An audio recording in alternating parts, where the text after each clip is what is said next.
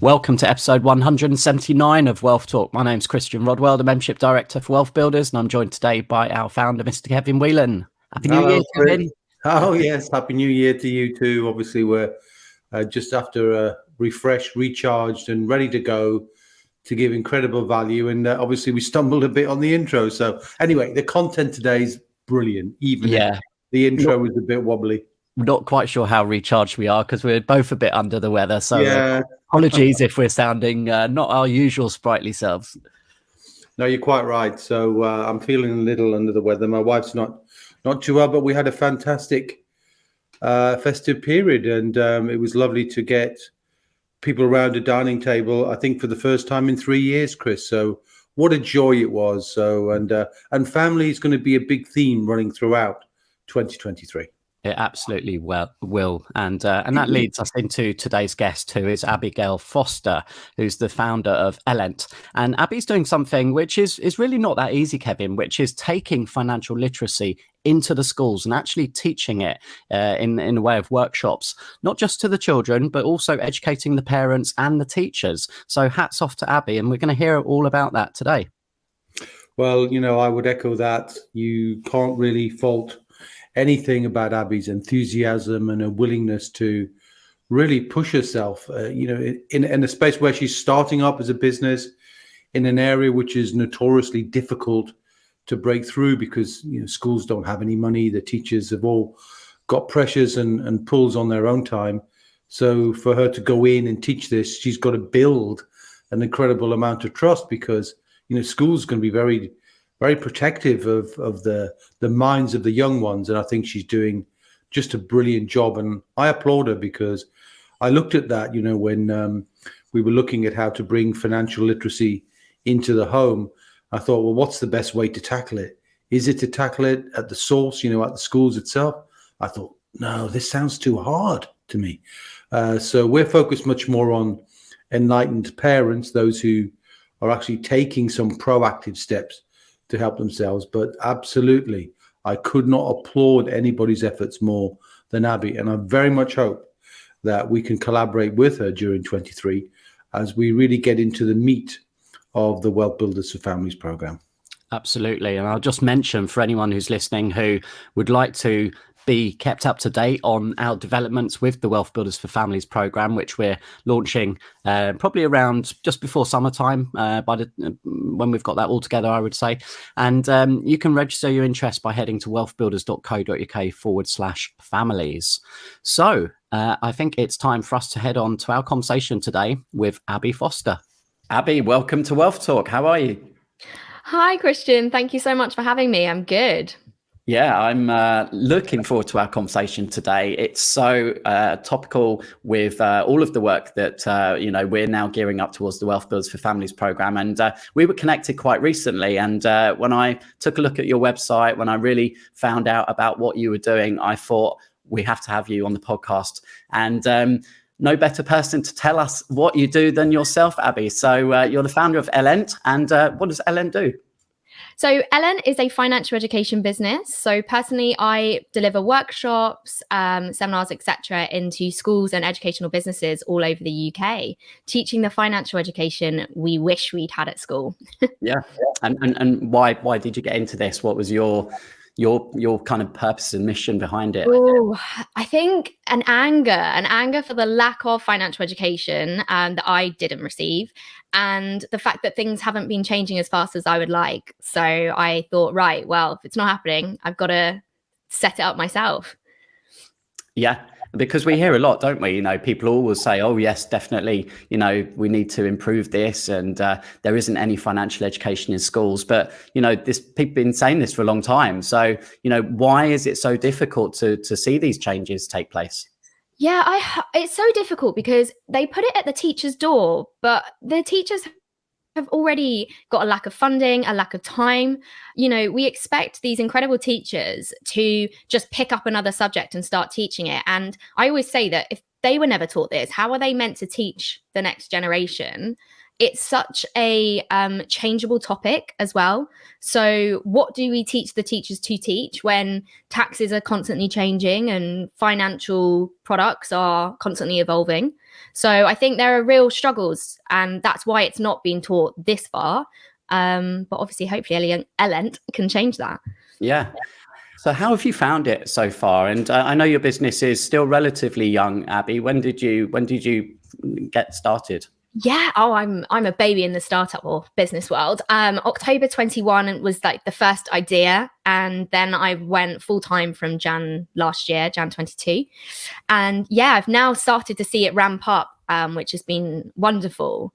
But yeah, a very, very, very early business for sure. Yeah. And I guess just to, reinforce your credibility here, you're a trained accountant. So you've got the background there. Why didn't you continue with accountancy? What was the decision behind that?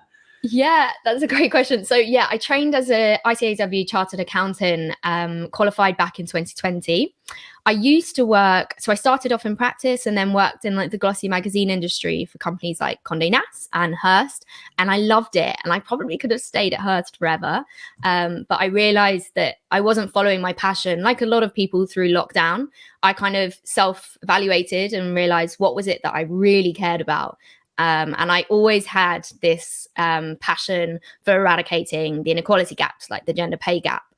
And I thought to myself, right, how can I eradicate this? A very, very big goal, but if we got to start somewhere big. And I realized that it's not just about teaching women of a certain age how to understand their own finances, but we've got to tackle this at the next generation before it becomes an issue. So yeah, that's where it all started. And I just decided to take the plunge, leave a very lovely job working in finance for Hearst, and move to starting something on my own. Yeah, we had a great boss as well. We know that. Yeah. And so obviously, we've been looking at how can we really make the biggest impact here in terms of helping the next generation understand more about money and really handle, get a grip on the massive debt that we see students getting into now. And it's difficult, right? We've already mentioned how difficult it is getting it into schools, but you are making some great inroads. So who are the people that you're actually targeting within the school and the education system? And we've talked about some of the challenges, but how are you now overcoming some of those in order to expand and being able to reach more and more children? So in terms of who, I actually, as a business, teach from years 2 all the way through to university and beyond. I started off just teaching sixth formers, and then as the business has progressed, I have taken on more students. Obviously, the sort of subjects I'm teaching at university and sixth form level, very different to what you're teaching year 2s. But in terms of what they're like, how I've overcome going into schools, it's just about building trust. I think when I started the business, the biggest shock I had is I thought everyone would kind of say, yes, we need financial education. Let's bring this in. But actually, schools are being trusted with an incredible next generation that they need to look after, and don't just put anybody in front of them. So it's taken a while to build that trust with schools and for them to bring me in and see that I am not selling anything or teaching them anything that's incorrect. I'm just teaching them proper financial education to help them on the next step of their life, I suppose. Yeah, and you were telling me previously how kind of schools are part of groups, aren't they? So I guess once you get some good feedback from one school, then others within that group, as you say, will have a bit more trust and a bit more confidence, and then it will start to grow from there. Yes, yeah, that is something I'm also learning. So I'm not from an educational background. I have some wonderful teachers in my life that gave me a lot of insight at the beginning. But I realized very quickly that schools tend to be part of groups and they work together and they all talk to each other. And once a teacher tells someone else that you're good, it's great because I don't have to then work too hard to sell myself to them because I've already got the stamp of approval or the tick box from the teacher. So yeah, there's groups of girls' schools, for instance, in London. there's a large group of girls' schools I work with, and they all talk to each other, which is brilliant. Groups of schools in Oxford. It's nice when you're referred by another school, because it really means that they loved you. Yeah, and give us an idea. What are some of the things that you're teaching the children? What do they enjoy, and kind of what's the response been like from them? Yeah, so if we go from the different age ranges, so year 2, I'm teaching the basics of inflation, which sounds a bit crazy, but they do understand price changes, and we look at why things have gone up and how it affects them, and they know the value of things that they buy. Especially in year 2, we often talk about things like slime, which is fun. And then when you then go through the years, you can just add on extra little bits as we go. And by 6th form, we're very much talking about how to understand and read their first payslip, why pensions and looking at your retirement pot is important, and even debt. Consumer debt, especially with the likes of the rise of Klarna and buy now, pay later, targeting younger people, they need to be aware of what that consumer debt can have an impact on. So that's something that I would definitely advocate teaching in 6th forms for sure. Yeah, and alongside teaching the students and the children, you also do teach the parents, and I believe one of those ways is with regards to student grants. Yeah, so the thing with Ellen is I didn't want it to just be about the students. I wanted it to be a very all-rounded situation. So I'm teaching the teachers and teaching the parents, and I do a seminar on student loans effectively and university costs. So for a lot of parents, talking to their 17-year-old about anything is quite tricky, and definitely talking about university and how much of an impact they as parents have on their kids' ability to take out a loan, etc., is really something worth talking about. So I do a seminar on them understanding how much their salary impacts what their daughter, son, person can take in a form of student loan, what the student loan looks like in a repayment, because there's a lot of stigma around student debt in the UK being this aggressive debt that's huge. But I actually like to think of it as more of a graduate tax. So bridging that information gap is really important to me, that it's not just the students, but also the parents having this conversation as well. Yeah, couldn't agree more. And as you mentioned, you're still relatively in that startup mode, first couple of years or so.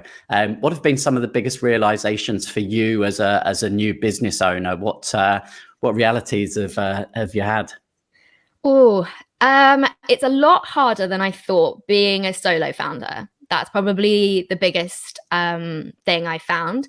So I started Ellen on my own, and I now have a lovely intern that works with me called Tua, and she's brilliant, and she makes me feel slightly less alone. But right at the beginning, it was just me, and it's quite lonely, because even when you've got highs like, oh, school's booked on, this is amazing, there's no one really to celebrate with. So I think something I've learned over the last year especially is find some amazing cheerleaders that you can message in your circle and say, oh, this came through. And even though they might not necessarily have that much of a vested interest, they will celebrate with you. So it doesn't feel so lonely, because when things go wrong, which they tend to do in a startup, you also want them there to remind you of all the good things that have happened.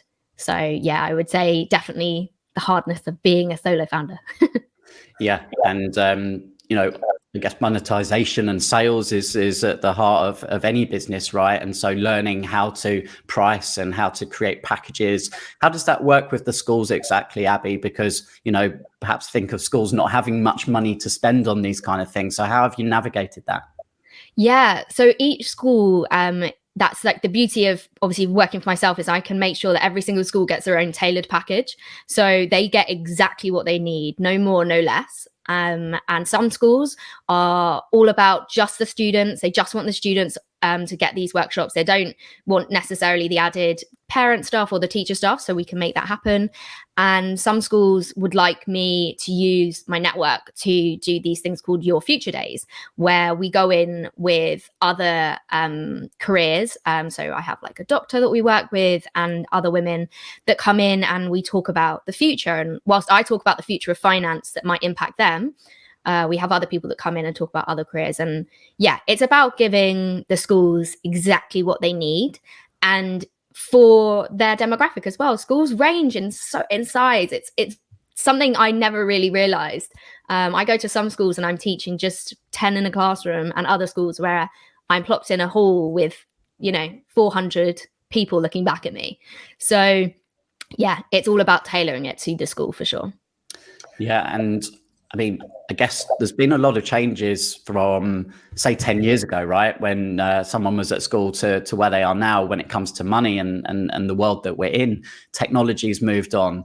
Apps now are just used by everybody. You've got crypto. There's less dependency on cash.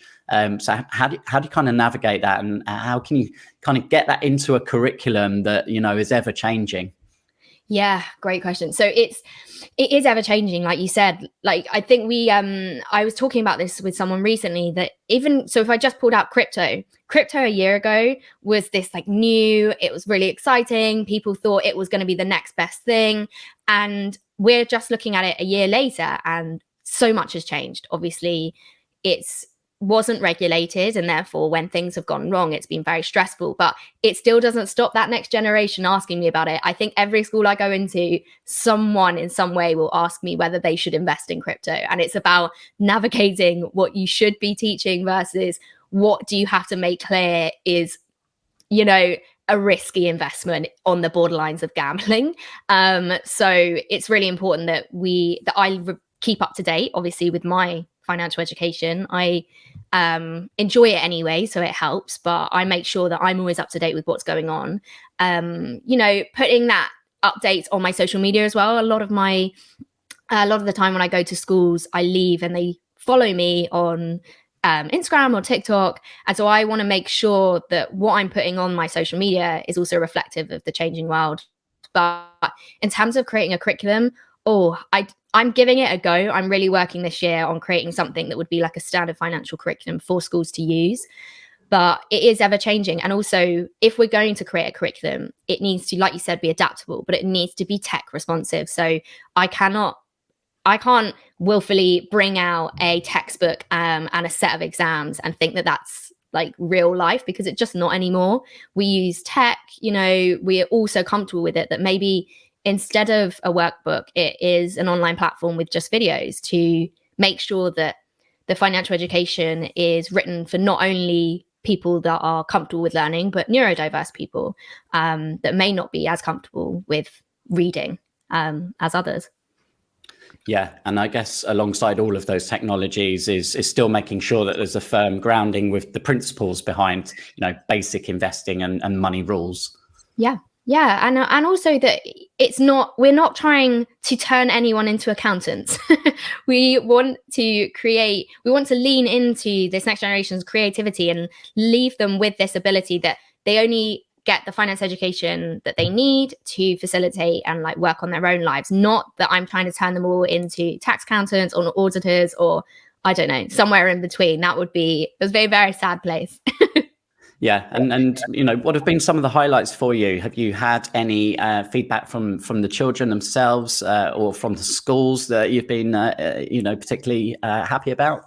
Yeah, so I think the cutest feedback I've ever had was in junior schools. I don't tend to take feedback forms like I do in the senior schools, sixth forms and unis, because I just think it's a bit much for young people. But one young girl in, I think it was like a year 4 class I did, wrote me a post-it note telling me like how like she was she loved the session and she had so much more to ask me, and she was very, very sweet, and it was really lovely to feel like that the group in front of you actually care and they want to hear more.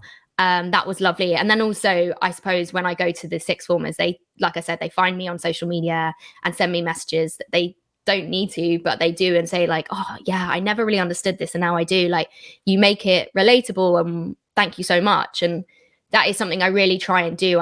I'm never their teacher. I go in, thankfully, with absolutely zero bias as to the young people in front of me.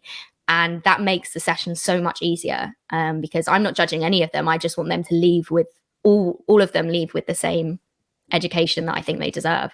Yeah, that's fantastic. Very rewarding. And you never know the ripple effects, right? You impact one child and, they can share that, and who knows where that will lead. And Exactly. you're definitely spreading the word as well. I know you've kicked off this year, 3rd of January, you were straight into it, speaking at an event. So is there more of that planned for 2023?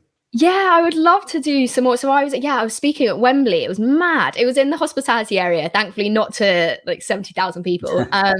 It was an educational conference, and I was on a panel discussion about reforming the education system. And then I actually did my own talk to the teachers, teaching them the finance I wish I'd had at school. And it was so fun and so rewarding. And I'd love to do more this year for sure, just to spread the awareness, spread the chat. And we're all aware, of finance being a bit of a hot topic right now. We've got the cost of living crisis, inflation is just every other word in the media. There's so much going on, and I just want to reduce the phobia around finance. And I think talking about it will do that. Absolutely. So if people want to check out more of what you're doing, Abi, they can go to your website, and Elent is ELENT.com. Yeah. And what about the socials? Yeah, so my socials are all the same. So they're ELENT_UK. And that's Instagram, Twitter, TikTok. I love a bit of TikTok. It's just the video. It's just the relaxed vibe on TikTok is so fun. And also, if I'm going to schools, I need to be where these young people are. I say that it's not like I left school a million years ago, but TikTok definitely wasn't around when I left school. So I do find I enjoy that probably the most out of all of them. Excellent. Well, I love the work that you're doing, Abi, and really hope that we can collaborate in some way with the forthcoming Families Programme, and certainly look forward to hearing more of what you're up to later in the year. So thanks for being a great guest on Wealth Talk today. Oh, thank you so much for having me, Christian. This has been great. Okay, so great work that Abi's doing there, Kevin. We can definitely dissect some of the lessons, the wealth lessons there.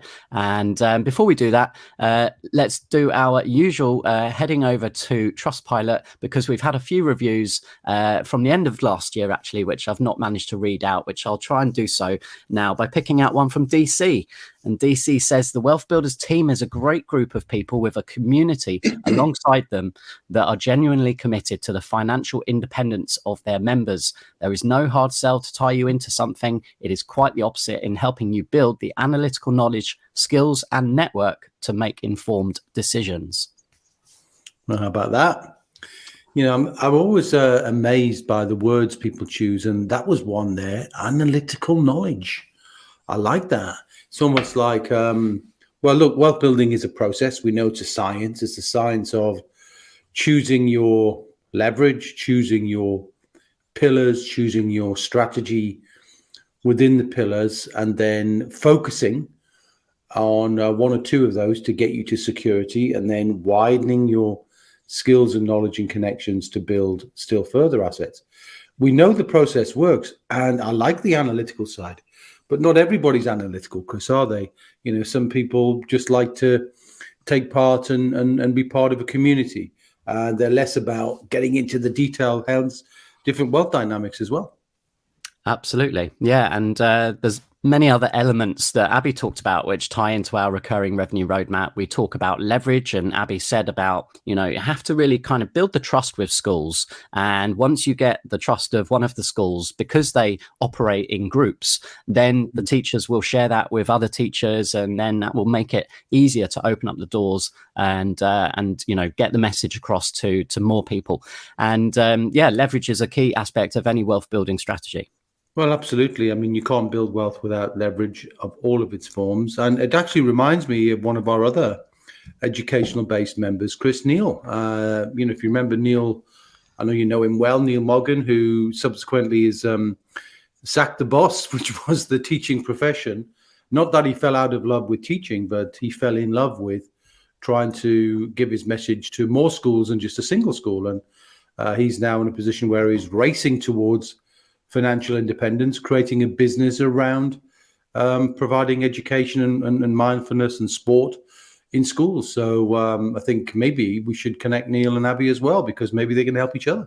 We absolutely should. And interesting that point, Kevin, because Abi also mentioned the challenges of being a kind of solopreneur. And we know that's true, right? It's difficult to start a business on your own because perhaps you're coming from an environment where you've been in a job, you've had a team around you, and you kind of think, oh, I know what I'm doing. I can do this myself. And then you jump into, being self-employed, being a business owner, and suddenly realize just how much there is to do. And when you're on your own and you haven't got someone to bounce your ideas, to share your time, your resources, your thoughts, it can be tough.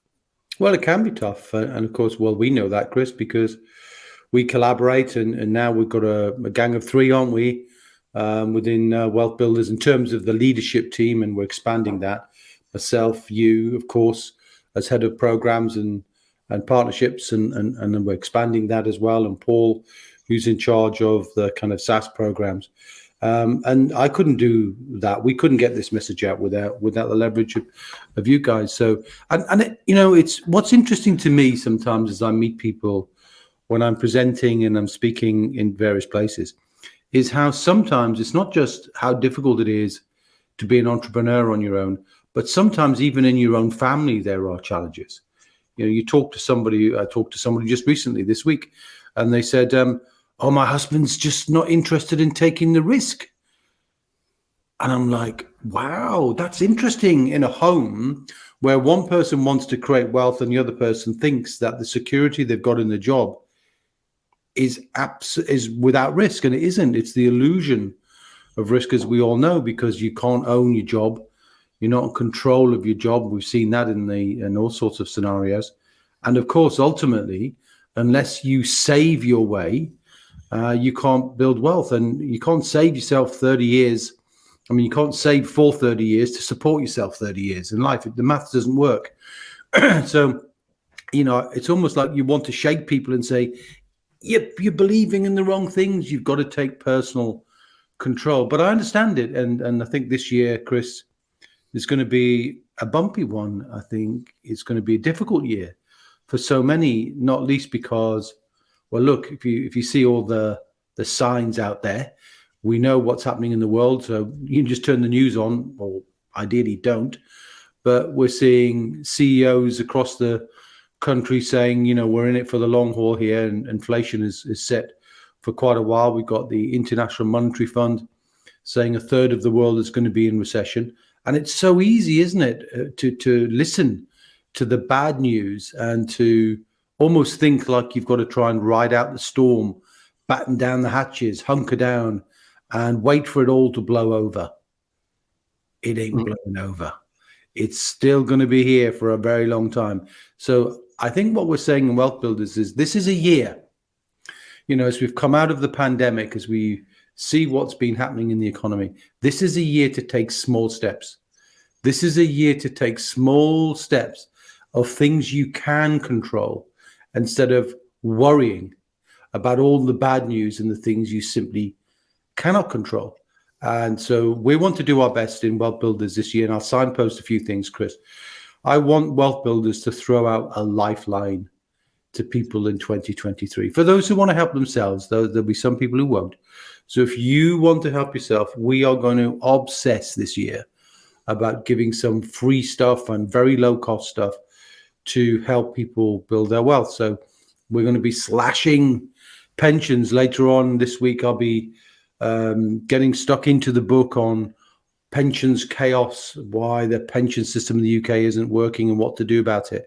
We're going to help people take small steps to reclaim their pensions, to reduce the fees on their pensions, because the pension is the biggest source of retirement funding in the UK, which we know is broken other than for the profit in the industry itself. We'll be definitely reaching out and showing people ways they can take small steps to make sure they protect their family. We're also going to be inviting more and more people to give us case studies about some great things they can do to share lessons and show case studies and examples of how they're involving their kids. Because look, the kids aren't immune to this. Kids are going to see our reaction, aren't they? They're going to watch what we do, and many people will go into scarcity mode during 2023. And you don't want your kids seeing the worst of people. And I think that will happen in 2023. Relationships will stretch and break in some cases, I'm sure. So we want to be great money role models for our kids, and we'll be doing a lot about that. I know I've been saying it's coming for a while, Chris, but we've got an awful lot on our wealth building play, haven't we? But it's definitely going to be launched this year. No doubt about that. I've given that commitment.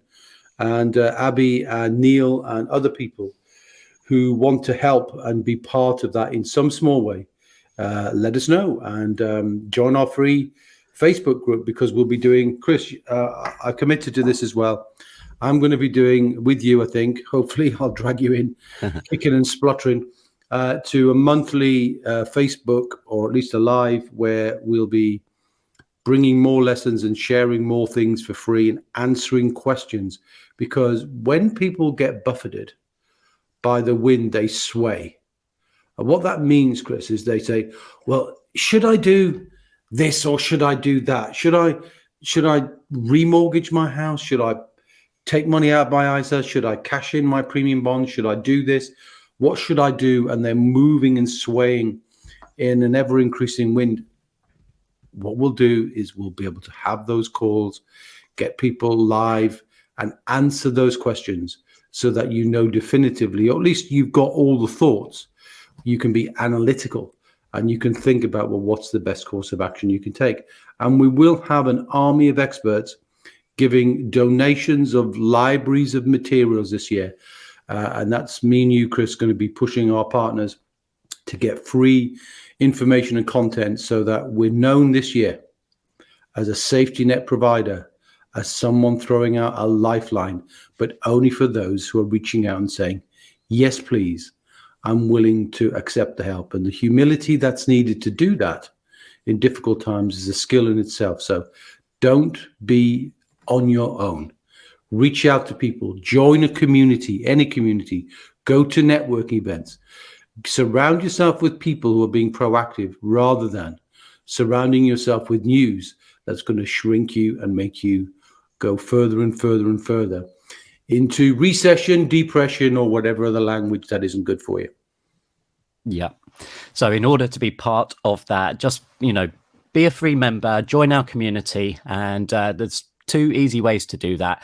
We'll be doing the Facebook Lives, as Kevin just mentioned, each month starting from February. So to know the details of that, just head to wealthbuilders.co.uk/Facebook, or go straight into Facebook and search for Wealth Builders. Join our free community in there, or just become a free member by heading to wealthbuilders.co.uk/membership, and that will get you on our weekly newsletter, and where, if you're not a Facebook user, we can send you the recordings so you don't miss out. So lots of good stuff to look forward to this year. And once again, thanks to Abi today for sharing all of her great insights as to how she's doing her best to make a dent on financial literacy in schools. Yeah, hats off to Abi, as you say. Okay, Kevin, we will catch up same time, same place next week. Yes, probably a splutter-free zone with a bit of luck. I very much hope so. Okay, until then, my friend, see ya.